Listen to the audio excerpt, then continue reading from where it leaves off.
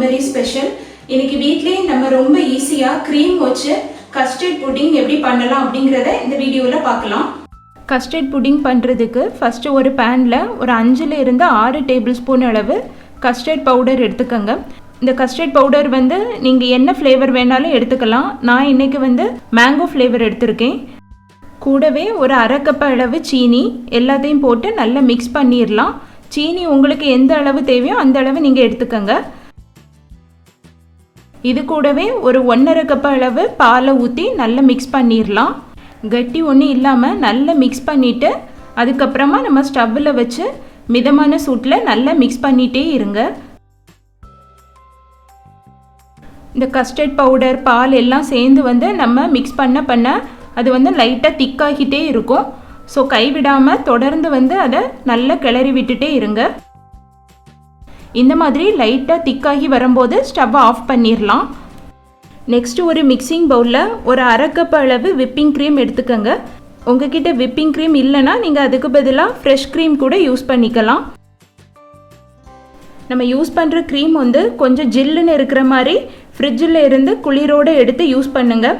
அப்போ தான் நமக்கு மிக்ஸ் பண்ணுறதுக்கு கரெக்டாக வரும். இப்போ இந்த க்ரீமை ஒரு 1-2 நிமிஷம் எலக்ட்ரிக் பீட்டர் வச்சு இல்லைன்னா விஸ்கு வச்சு நல்லா பீட் பண்ணிடலாம். இப்போ இது கூடவே ஒரு 1/4 கப் அளவு பவுடர் பண்ணின சுகரை போட்டு அதையும் சேர்த்து நல்லா பீட் பண்ணிடலாம்.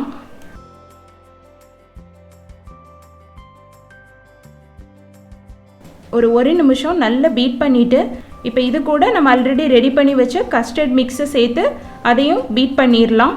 இந்த கஸ்டர்ட் மிக்ஸ் கொஞ்சம் திக்காக இருக்கிறதுனால நம்ம விஸ்கு வச்சு மிக்ஸ் பண்ணுறது கொஞ்சம் டஃப்பாக இருக்கும். ஸோ நம்ம ரெடி பண்ண இந்த கஸ்டர்ட் மிக்ஸை மிக்ஸி ஜாரில் போட்டு ஒரு 1-2 டேபிள் ஸ்பூன் அளவு பால் இல்லைன்னா தண்ணி சேர்த்து நல்லா கூலாக அரைச்சி எடுத்துருங்க. அதுக்கப்புறமா இந்த க்ரீம் கூட சேர்த்து நல்லா மிக்ஸ் பண்ணிடுங்க. அங்கங்கே கொஞ்சம் அந்த கஸ்டர்ட் மிக்ஸ் கொஞ்சம் கெட்டியாக இருந்தால் கூட பரவாயில்லை. நமக்கு அது சாப்பிடும்போது நல்ல ஒரு ஜெல்லி பதத்துக்கு தான் இருக்கும்.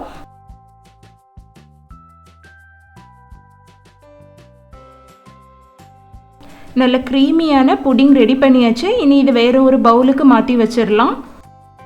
புடிங்கை ஸ்பூன் வச்சு சமமாக நிரப்பிடுங்க. இப்போ அதுக்கு மேலே கொஞ்சமாக பொடியாக கட் பண்ணின பாதாம் பிஸ்தா போட்டு லைட்டாக தூவி விட்டுடலாம். இப்போ சாப்பிடும்போது நமக்கு இன்னும் ஃப்ளேவர் நல்லாயிருக்கும்.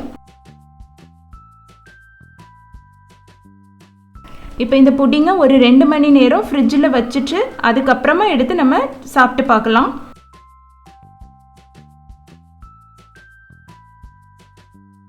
ரெண்டு மணி நேரத்துக்கு அப்புறமா எடுத்திருக்கோம். நல்ல ஜில்லுன்னு ஒரு க்ரீமியான புடிங் ரெடி பண்ணியாச்சு. இந்த புடிங்கை நம்ம அப்படியே சாப்பிட்றத விட இப்போ இதுக்கு மேலே இந்த மாதிரி ஏதாவது ஸ்ட்ராபெரி சிரப் இல்லைன்னா சாக்லேட் சிரப்பை சேர்த்து சாப்பிடும்போது இன்னும் டேஸ்ட் தூக்கலாக இருக்கும். அவ்வளோதாங்க, க்ரீமியான கஸ்டர்ட் புட்டிங் ரெடி பண்ணியாச்சு. இந்த புட்டிங்கை நீங்கள் நைட்டு ஃபுல்லாக ஃப்ரீசரில் வச்சுட்டு மார்னிங் எடுத்து அதை ஐஸ்கிரீம் போலையும் நம்ம சாப்பிடலாம். இல்லைன்னா ஒரு 2 மணி நேரம் 3 மணி நேரம் ஃப்ரிட்ஜில் வச்சுட்டு அதை புட்டிங் போலையும் சாப்பிடலாம். எப்படி சாப்பிட்டாலும் வேறு லெவலில் இருக்கும். கண்டிப்பாக இந்த புட்டிங்கை உங்கள் வீட்டில் செஞ்சு பாருங்கள். இந்த வீடியோ உங்களுக்கு பிடிச்சிருந்ததுன்னா மறக்காமல் குமரி ஸ்பெஷலுக்கு சப்ஸ்கிரைப் பண்ணுங்கள். இன்னும் ஒரு அட்டகாசமான ரெசிபியோட நெக்ஸ்ட் வீடியோவில் மீட் பண்ணலாம். Until then, bye from Soumya.